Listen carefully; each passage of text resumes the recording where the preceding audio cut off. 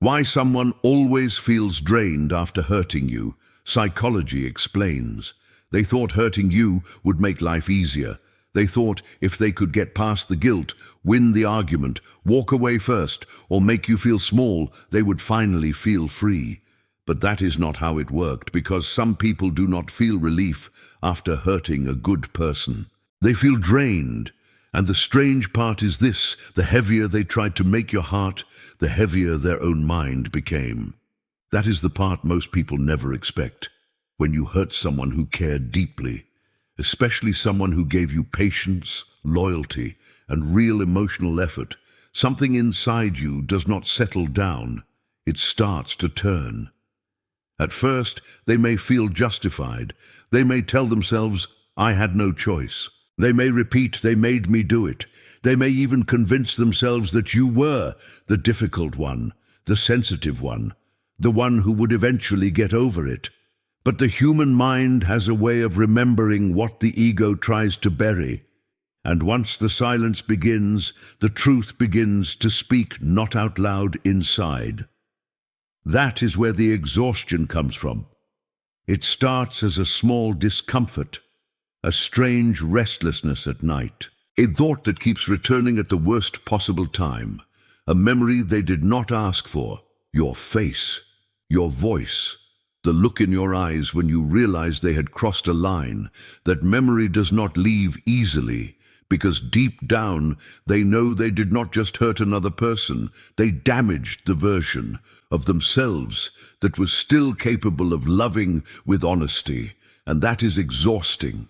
People often think guilt is only about doing something wrong, but psychologically, guilt becomes draining when it stays unresolved.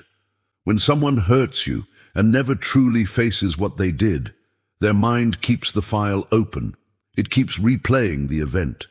It keeps searching for a version of the story where they look better, feel better, or escape the weight of it. But the weight stays, and it shows up in their energy.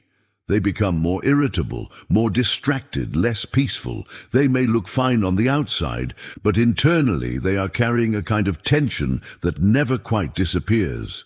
And if you were someone who loved them genuinely, that makes the weight even worse, because a kind person is hard to forget after being hurt, not because they beg, not because they chase, but because they were never trying to destroy. They were trying to connect. That is what makes the regret sharper.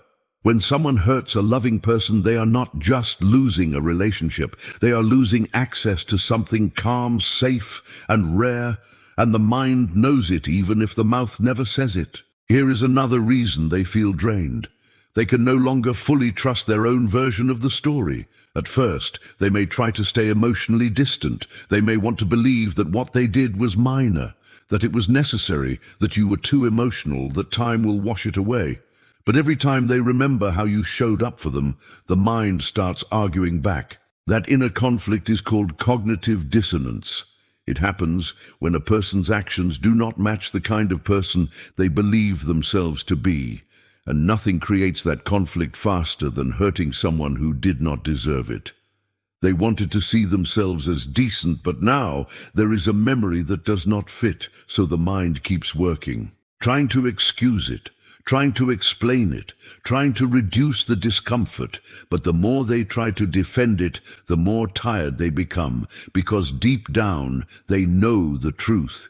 You did not deserve what happened, and that truth is hard to outrun. Sometimes the exhaustion is not even about you anymore. It becomes about what your pain revealed in them.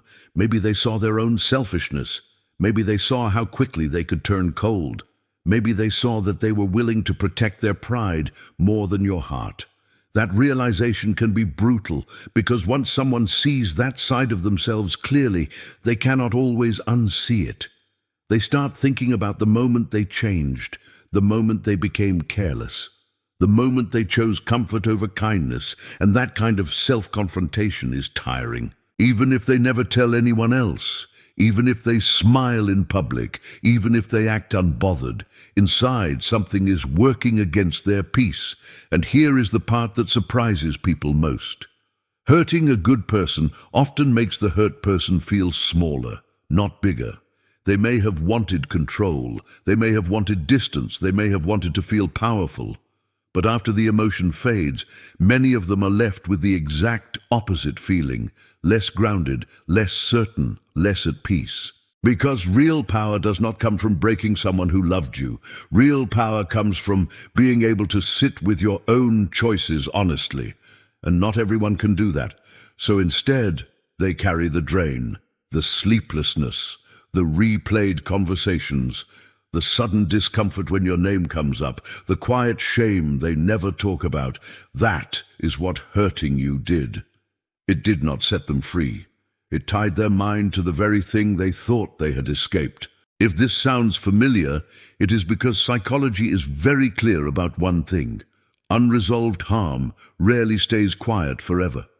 The body may move on faster than the conscience, but the conscience remembers, and the heart remembers too. That is why some people seem fine for a while and then slowly fall apart in private. Not because karma is theatrical, not because life is trying to punish them, but because human beings are built to feel the tension between who they were, what they did, and what it cost.